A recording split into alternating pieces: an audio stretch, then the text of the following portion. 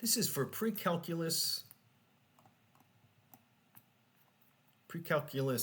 AP, pre-calculus, and some notes about the inverse functions, inverse sine, inverse cosine, inverse tangent, inverse cosecant, inverse secant, inverse cotangent. First, a note about the nomenclature, the way it's written. If I want sine, arc sine, I can put sine minus 1, or inverse sine, in other words, sine minus 1 of x. That's the same as writing arc sine of x. Some people like this better, because sometimes people will confuse this, sine minus 1 of x, with the inverse, or not inverse sine, with the reciprocal of sine of x, 1 over sine of x. That is the inverse sine. This is inverse functions. And you can have cosine minus 1, tangent minus 1, secant minus 1, etc., or arc sine, arc secant, arc cosine, arc tangent. It is the angle whose sine or cosine or tangent is whatever the value is. And in order to not confuse it with the reciprocal, which is sine of x, and then the whole thing to the minus 1, that's why this is used by some people. They just like that better. It makes it clearer. There will be no confusion. When someone reads this, they don't think, oh no, it's the reciprocal. No, it's not the reciprocal. It's the inverse. So that's why that is used. This table describes how to go from a principal solution. In other words, if you calculate some arcsine value on the calculator, whether it's Desmos or a TI-84 or whatever is being used, it's going to give you a principal value, just one angle.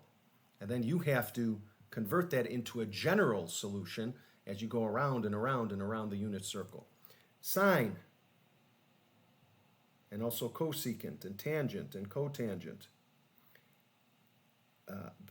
The inverse of them, arc sine, arc tangent, arc cosecant, arc tangent, has a range of negative pi over 2 to pi over 2. So you're only going to get an angle when you plug this into a calculator, most calculators, anywhere from negative 90 to 90 degrees. That's it. And for cosine, arc cosine, and arc secant, you're going to get values from 0 to 180 degrees. Or in other words, 0 to pi. This is negative 90 to 90, or negative pi over 2 to pi over 2. And then for arc cosine, arc cosecant, or arc secant rather, 0 to pi, or 0 to 180. So I have to convert that to a general solution. This table explains how to do it.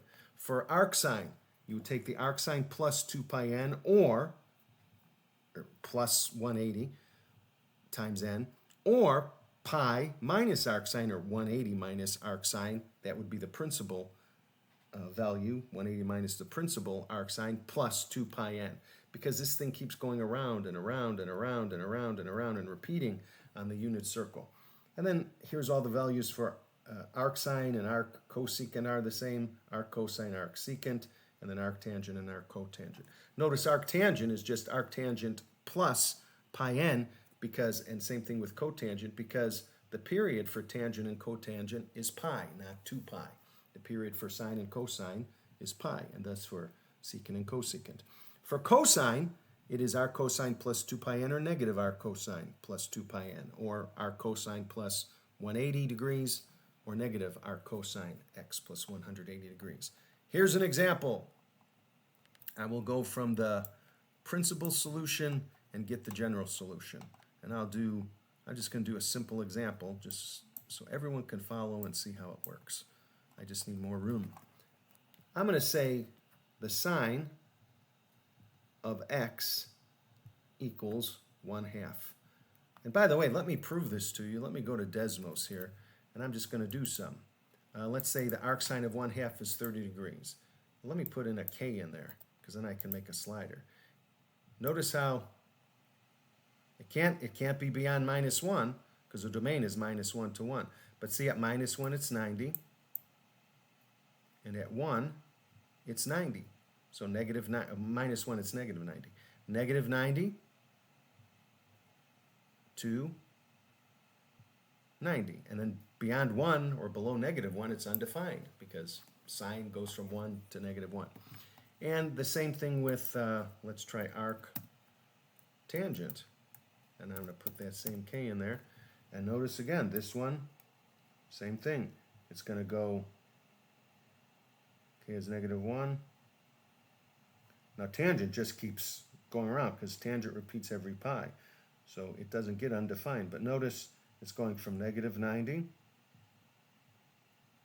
to 90. It doesn't get any bigger than 90, and it doesn't get any smaller than -90. And then for cosine, k I want to put in there, not x. Again, it's going to be like sine when I'm at -1. Below -1, it's going to be undefined. -1, it's 180. And at 1, it's going to be 0. So 0 to 180. So I can repeat these over and over and over again. All right, sine of x equals 1/2. I know this is a simple one. X is 30 degrees. But that's the principal value. That's the value that the calculator will spit out. 30 degrees or pi over 6. So check out the chart. I need arc cosine plus 2 pi n, or plus 360, or pi minus arc sine rather, plus 2 pi n, or plus 360, or pi minus arc sine plus 2 pi n, or plus 360. So I've got 30 degrees. That's the principal solution. The general solutions will be 30 degrees plus 360n. So I could be at 30 when n is 0, 390 when n is 1, etc. Or I can be 180 minus 30, which is 150 degrees, plus 360, that should be a degrees. Always put degrees, n. And for, if I want to do it in radians, it's pi over 6 plus 2 pi n. Or 180 is pi, which is pi minus pi over 6. And pi, if I want to add those, I have to do them over the same denominator. So this is 6 pi over 6 minus pi over 6 equals, I need the common denominator, 5 pi over 6 plus 2 pi n. So if the question was sine of x equals 1/2, what is x? I take the arc sine of both sides. Arc sine of x is x. Arc sine of 1/2 is 30 degrees. That would be what my calculator would spit out, or if I was in radians mode, pi over 6. What does pi over 6 equal? Let's see. Pi over 6. It would spit out 0.523598, 0.524, something like that. Pi over 6. And then I want the general solution. It's 30 degrees plus 360 pi n, or 150 degrees plus 360 pi n, or pi over 6 plus 2 pi n, 5 pi over 6 plus 2 pi n. So just some notes on how arc sine, arc cosine, arc tangent, arc secant, arc cosecant, arc cotangent work. And when you're doing questions with homework, have this table in front of you. Eventually you will mesmerize it. I know it's memorize. I like to say mesmerize.